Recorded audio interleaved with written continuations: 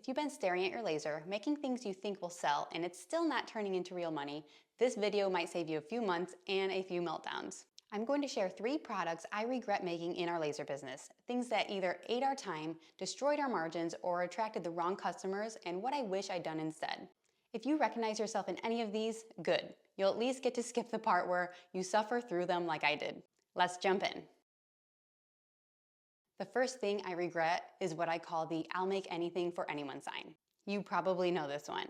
You post, I can make anything that you want, any size, any quote, any font, just message me. Someone sends you a screenshot of something from Pinterest. Then they want 5 different fonts, 2 design changes, 3 proof rounds, and they still aren't sure. On paper, it looks like a win. It's a big order. I can charge more because it's custom. But in reality, for us, it was a nightmare. We'd spent hours just designing one sign. There were endless proofs and back and forth messages.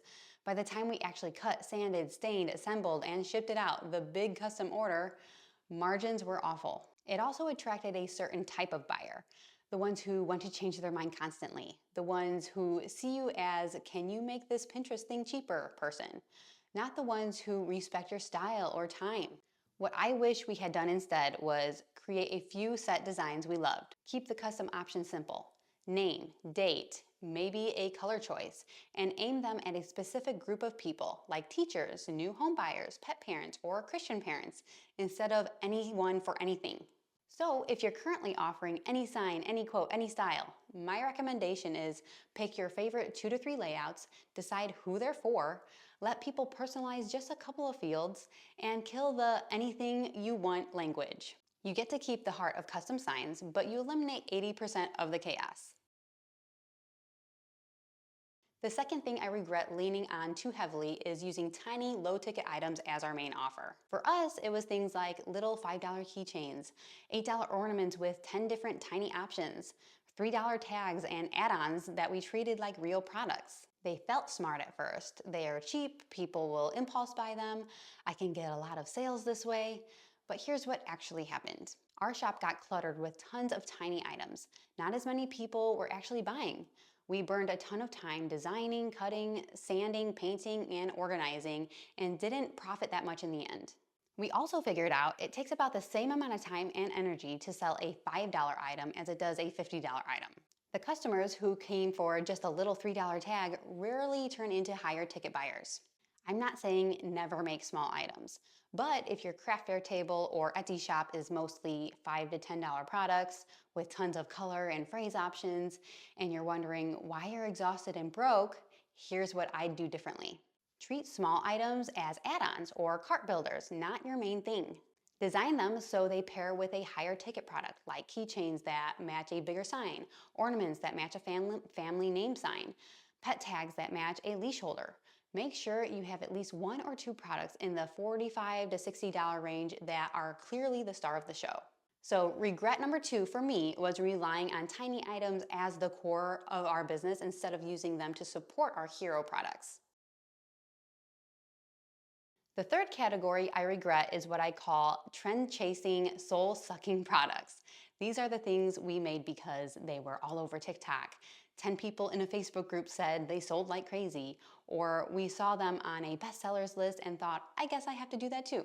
For us, that looked like hyper-specific tiered tray sets that we didn't even like. Designs that didn't match our style at all. Things that were actually popular but had nothing to do with our unfair advantage or the people we actually cared about serving. What happened? We were always late to the trend, the market got flooded, and we didn't enjoy making them. And they didn't line up with our brand or the kind of customers we wanted. Plus, once the trend died, we were left with files we never use again, maybe some leftover blanks, and no real asset because we weren't building something that was ours. We were chasing whatever was hot. What I wish we had done, and what we do now, is use trends as ideas, not orders. Ask, how could this general idea fit my buyer? Is there a way to give this a twist that matches my niche and my style? Focus more on evergreen needs like teacher gifts, closing gifts, kids decor, dog stuff, small business signage, fundraisers, and less on this specific TikTok product that will die in 3 months. You'll be tempted to chase the trends because it looks like the fast way, and sometimes you can grab a wave.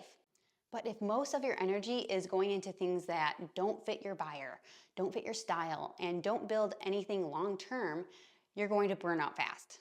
So just to recap, I regret I'll make anything for anyone, custom signs. I wish I'd narrowed it down to a few set designs for a specific group with limited personalization. I regret relying on low ticket items as my main offer. I wish I treated them as add-ons and focused on higher ticket hero products. I regret chasing every trend product that didn't fit me or my buyer. I wish I filtered trends through my niche and unfair advantage. The real pattern behind all of these, they ignored who we really wanted to serve. They ignored our own unfair advantages, and they ignored simple questions like, how long does this take? What's the real profit? Does this attract the kind of customer I want again and again? If you're exhausted and your laser isn't really paying you back, there's a good chance at least one of these mistakes is hiding in your product list. Inside Laser Design Club, a lot of what we do with members is exactly this. Look at what they're currently selling, figure out which products are quietly killing them, decide what to cut, what to keep, and what to build more off of based off their situation, their machine, and their life.